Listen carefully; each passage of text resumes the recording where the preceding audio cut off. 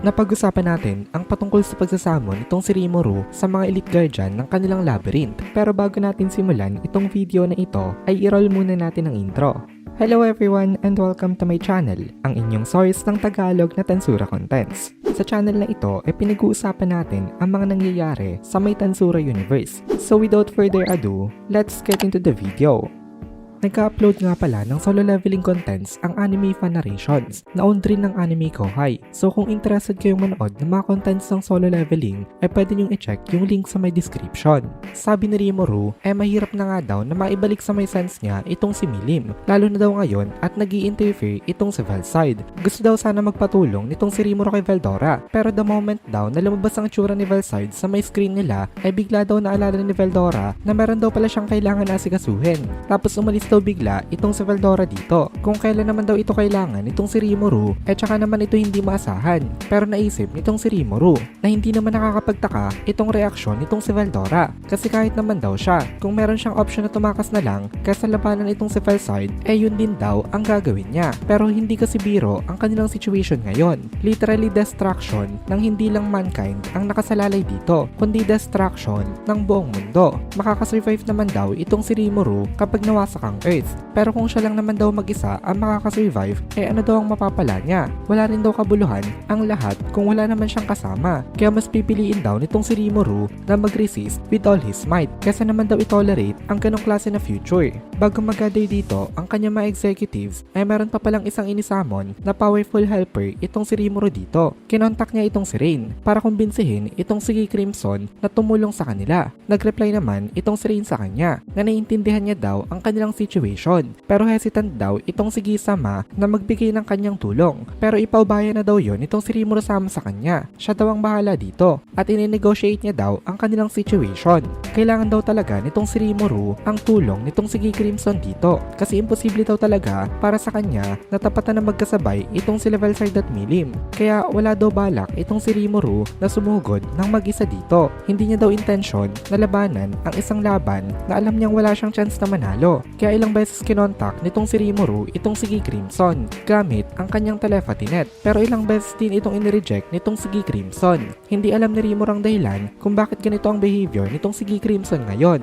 Unlike Veldora daw kasi, responsible naman itong si Crimson at alam daw nito na delikado ngayon ang kanilang situation. Merong seryosong threat ngayon sa kanilang lahat, kaya bakit daw kaya hindi ito sa kanya nagre-respond? Mukhang same daw ng nasa isip ngayon itong si Crimson at itong si Shell Sensei kung ano mangyayari sa may mundo. Pero bakit nga hindi pa rin tumutulong ito? Kung tumulong daw kasi itong si Crimson at itong tumapat kay Valside, ibig sabihin daw nun ay may iwan naman itong si Milim sa may kamay nitong si Rimuru. At once na mangyari daw yon, hindi pa rin alam ni Rimuru kung paano niya i-deal with itong si Milim. As in wala pa talaga siyang plano. Kaya niya daw sigurong tapatan ito sa isang battle. Pero ang problema daw magdi-deal daw sila ng napakalaking damage dito sa kanilang planet. Hindi daw kaya tapatan ni Rimuru itong si Milim kapag siya ay mag-hold back. So all out battle daw ito. Then if namatay daw siya sa may laban na ito, kaya niya naman daw na bumalik as long as buhay pa itong si Veldora. May option daw itong si Rimuru ngayon kung makikipaglaban ba talaga siya. Kasi kapag hindi daw siya nakipaglaban, lalo daw bibigat ang magiging burden nitong si Crimson. At maging ito daw hindi makakasurvive kapag nagkataon. Kahit gaano pa daw kalakas itong si Crimson, imposible daw dito na labanan na magkasabay itong sila Milim at Valside. In addition to this, meron pa daw ilang mga threat maliban sa may dalawang to. Kasi nag-e-exist pa din naman daw itong sila Feldway, Ivaraj at itong si Selenius. Tapos marami pang iba rin na mga malalakas na kalaban. Although natalo na daw nila itong si Michael, hindi naman daw malaki ang nabawas sa kanilang mga problema. Kasi habang tumatagal, nadadagdagan pa daw ng nadadagdagan itong mga problema na ito. Habang nag-iisip patungkol dito, itong si Rimuru, nakareceive siya ng message na galing naman kay Rain. Sabi ni Rain, perfect daw. Nakinig daw itong si Gisama sa may request nito sa kanya. Kaso lang, hindi pa tapos magsalita itong si Rain, nag-interrupt na agad itong si Crimson na bakit daw para naging tauhan na rin itong si Rimuru, itong tauhan niya na si Rain. Hindi alam nitong si Crimson kung bakit nagkasundo itong sila Rain at Rimuru. Ang dahilan pala kung bakit may connection itong dalawang to kasi inire-recognize nitong si Rimuru ang talent ni Rain bilang isang painter at iniko-commission niya ito from time to time para mag-paint ng kanyang mga personal request. Masay namang sumusunod itong si Rain sa mga request na na ito nitong si Rimuru, kaya na-establish na rin ang kanyang sarili bilang personal painter nitong Demon Lord na ito. Nagsimula daw sila maging close dun sa may meeting sa may castle nitong si Leon Cromwell. After daw ng meeting, kinausap niya itong si Rain kasi nalaman daw nitong si Rimuru ang patungkol sa mga na-confiscate na mga paintings nitong si Diablo. Dito daw nalaman nitong si Rimuru na painter pala itong si Rain. So nagtaka nga itong si Crimson kung bakit close itong dalawang to.